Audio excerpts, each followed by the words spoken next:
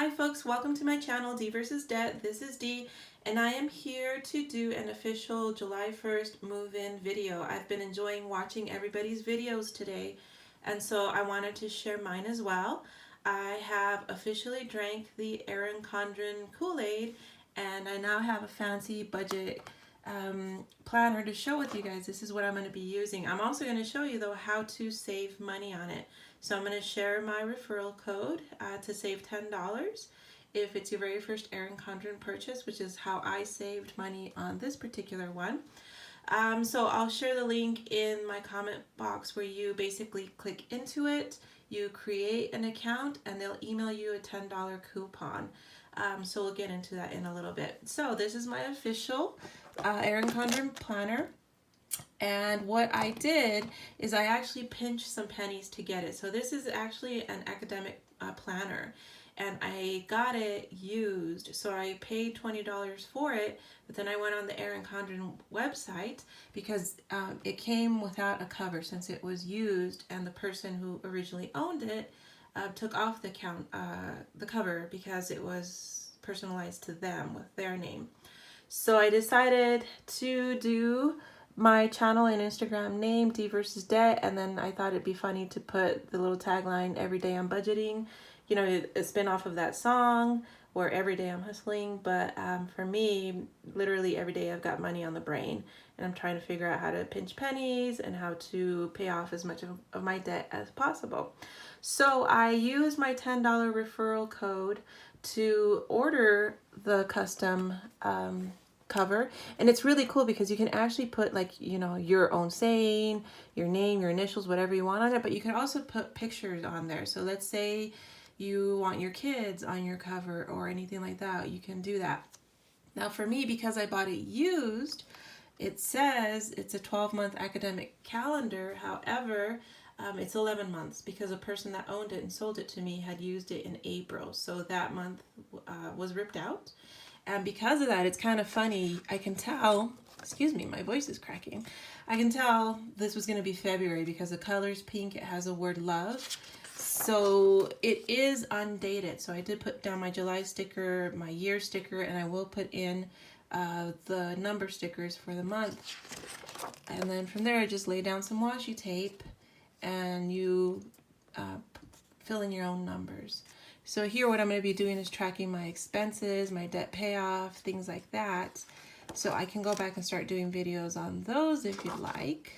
But for today, what I wanted to do, and here's this page. This is where every month, and I need to do some lettering or print something out and stick it down that says debt payoff. Every month, I'm going to put in how much I paid for the month towards my debt. I see people do kind of electronic versions of this on Instagram, and I love seeing those. I get really motivated seeing their numbers. So I'm going to start doing that in paper form in my planner. But for today, I really wanted to share with you guys my debt payoff story, and hopefully this will inspire you guys to see where I am in my journey, to learn about, you know, my story and the steps I've taken to get there. So this is my debt-free journey. I had gotten myself into a lot of credit card debt. I bought an overly fancy new car, which I shouldn't have, and so that put me deep into debt as well. And then I have my house to pay off. So this is where my journey began. In August of 2015, I was really overwhelmed. I was to the point where I was frustrated with my credit card bills, couldn't understand why they weren't going down, they just kept going up. But you know, that darn interest, if you just stick to making minimum payments, you aren't going to make any progress. You're not going to get anywhere. And so for me, August 2015 was when I decided, okay, I'm going to follow the Dave Ramsey's plan. I'm going to do the steps and see how long it's going to take me to tackle my debt and to shrink what I owe. So at that point in time, I basically thought, I'm never going to get this paid off. It's going to take forever and I won't make any progress. However, now looking back, now that I mapped it out, I was like, wow, I made some pretty good progress, even though at the time it didn't feel like I was making much. I felt like I was going very slowly. So I started in August 2015. At the time, I had $16,000 in credit card debt. And as you can see, I paid it off November 2016. So just a year and change to pay off over $16,000 in credit card debt. It's actually about 17 and change because of the interest. I was paying a lot of money towards interest. But in that year and a few months, I was able to knock out that scary credit card debt. Once that was out of the way, then I snowballed my money over into my car payment. So starting then from November 2016, I just piled on any extra money I could at the end of every month towards my car loan, and then by June 2017, I was able to pay it off. Originally, the car had cost me over $30,000, which is, I know it's embarrassing to say. It was my very first brand new car, and I kind of rewarded myself with it, thinking that I deserve this car, and the word deserve always ends up getting me into trouble. So it was a good lesson to learn. Don't ever spend that much money on a car. It depreciates in value right away. Not only did I have a hefty car loan to pay back, I had really high insurance and really high tags to pay every year because of the fancy, shiny new car.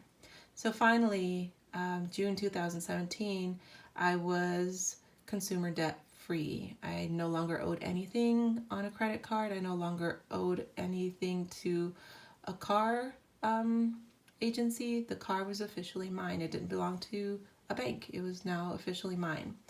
So from there, I kind of took a little bit of a break. You do kind of feel burnout towards the end when you reach your goal. It's a great feeling, but at the same time, you're like, wow, I'm exhausted, I'm tired.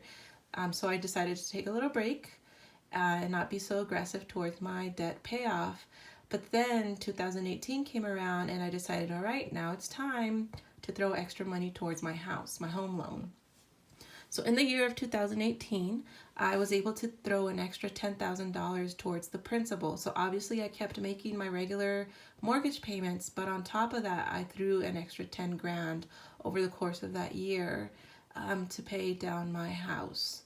So then 2019 came around and I refinanced my home. I actually started the refinance process in December, but it took way longer than I thought it would.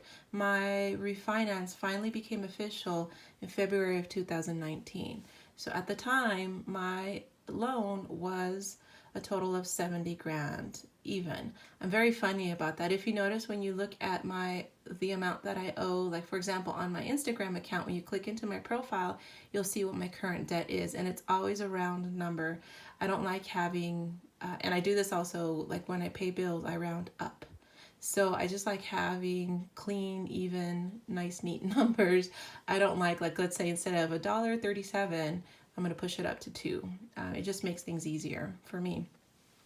So the refinance was $70,000 exactly. Now the following month, March of 2019, I completed baby step 3. I had a 6-month emergency fund in place. So that means that if something were to come up, I was covered for 6 months. I'd be able to pay my mortgage, my bills, buy food, things like that. I was covered for 6 months. However, today I took a big risk for this. So yesterday I owed $60,000 on my loan. Between February 2019 and June 2019, I was able to pay down $10,000 because I've been really aggressive towards throwing money at my mortgage. However, today, July 1st, my bank paid out my dividends on what I had for my emergency fund because it collects interest. And I decided, okay, I just got my signed contract. I'm a teacher. So I got my signed contract for the year. It's been approved. That means I'm guaranteed a job for the next year. Because of that, I decided to get brave and I shrunk my 6-month emergency fund down to a 3-month emergency fund. So basically what I did is I took out a huge chunk of money from this savings account right here and put it towards my home loan. The reason I did that is because I'm only getting 1.1% or something like that on interest for my emergency fund. And for my mortgage, I'm paying 4.375% interest on my loan. So I'm obviously paying a lot more in interest than I'm earning in interest in my emergency fund. So I thought, okay, I've got a guaranteed job for a year. Why don't I just dump half of my emergency fund into my principal, what I owe on my mortgage, and then over the course of the year, build up the emergency fund again. And come next year, when my new contract gets signed for the year, then I can repeat the process. So right now, basically, I owe $57,000 on my house. And I am really excited, really motivated.